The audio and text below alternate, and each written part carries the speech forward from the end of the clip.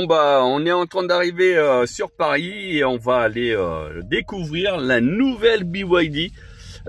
Donc c'est une sortie nationale et sur lequel on va découvrir donc la Seal U qui arrive dans toutes les concessions aujourd'hui. Et là on va aller chez Buy My Car pour justement aller la découvrir physiquement. C'est parti.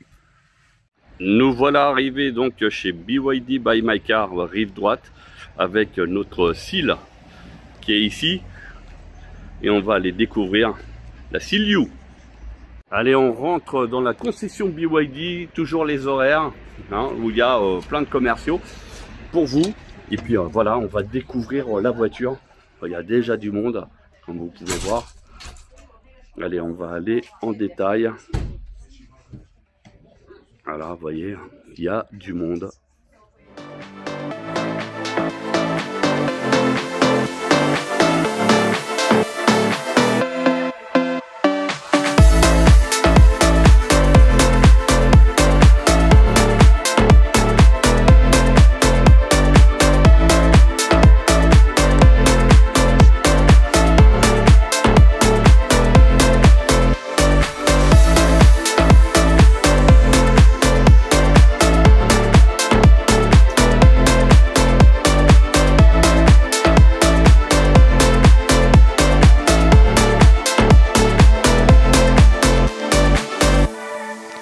Alors au niveau de la partie intérieure, on a une grande banquette qui accueille facilement 3 personnes, donc même 3 sièges auto d'ailleurs. Donc un petit peu moins travaillé que sur la Seal qu'on connaît. Et puis là ça fonctionne. Donc il y a même un toit ouvrant panoramique, donc ça c'est bien vu. Il y en a beaucoup qui vont aimer. Après avec les 2 prises USB à l'arrière.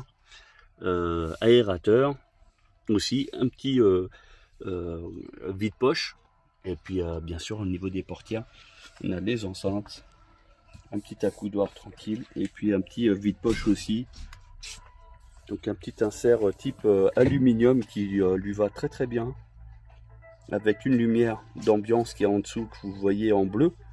Donc ça doit être comme les autres, hein. On doit pouvoir changer la couleur. On a une surpiqûre ici en vert qui lui va très bien.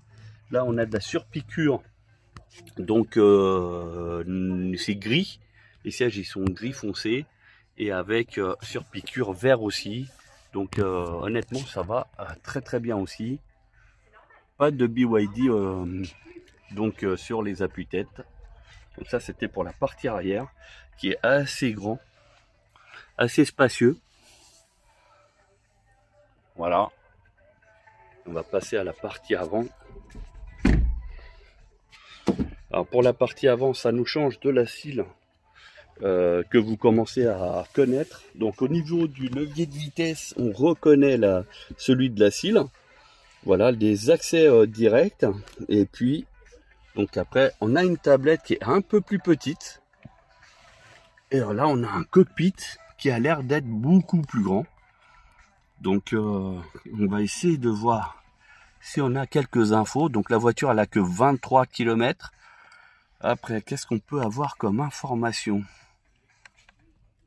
Donc là on a ça ici, donc la moyenne. Voilà, on fait défiler, la batterie elle est pleine. Bon bah, ok. Ici, donc celui-là ou celui-là, vous avez vu la différence hein, entre les deux. Voilà, donc celui-là c'est comme la Seal et celui-là, donc c'est une exclusivité pour ce modèle. Température, donc ça c'est pour la ventilation intérieure de la voiture. État du véhicule, et puis ici donc le chrono, et on revient sur la consommation moyenne, etc.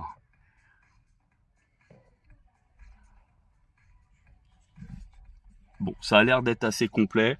Au niveau de la tablette en elle-même, on va voir si elle est un peu différente ou pas.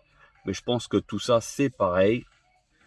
La courbe de consommation, ouais, c'est exactement pareil que sur la Seal que vous avez l'habitude de voir. Donc ça, c'est tous les réglages, c'est exactement pareil avec le chauffage donc ici, et c'est exactement pareil. Enfin non, il y a quelques petites modifications.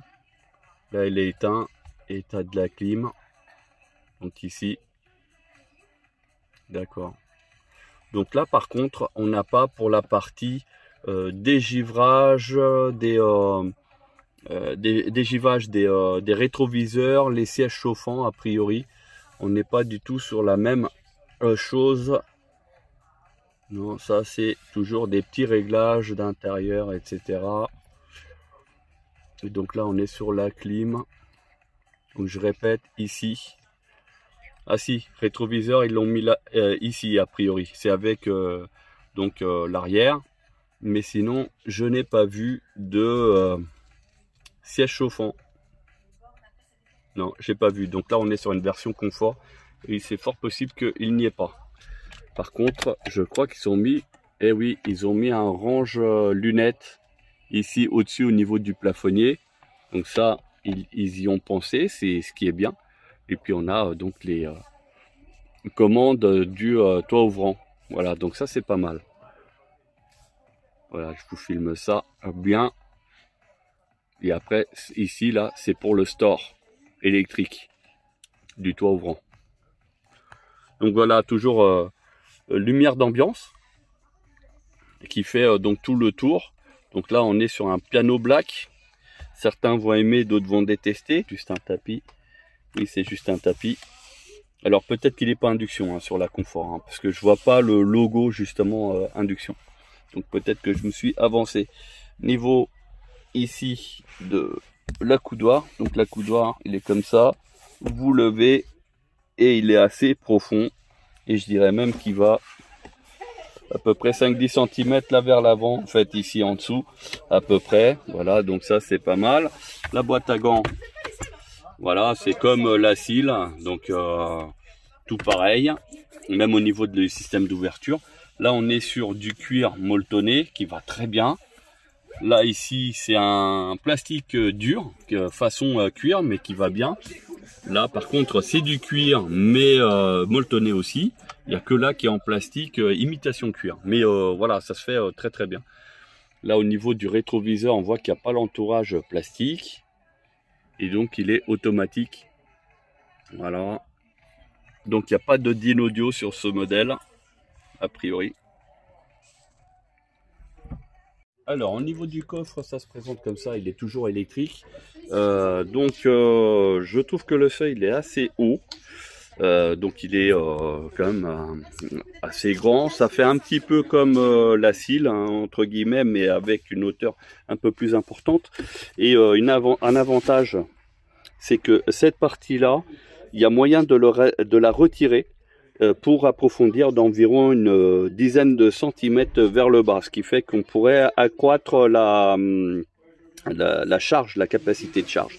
Donc voilà, donc si vous êtes en fait on viendrait au même niveau qu'ici, donc à la rigueur c'est pas mal. Et donc tous les accessoires qui étaient ici, le passer éventuellement dans le frunk avant.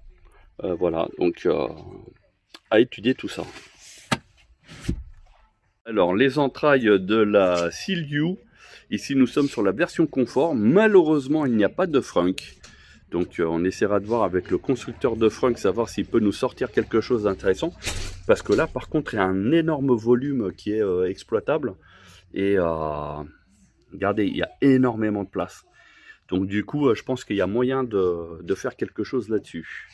Voilà, bon ça c'est je dirais dommage. Parce qu'il y a vraiment de quoi faire. Et du coup pour une famille ça aurait été intéressant de pouvoir avoir le maximum de charge.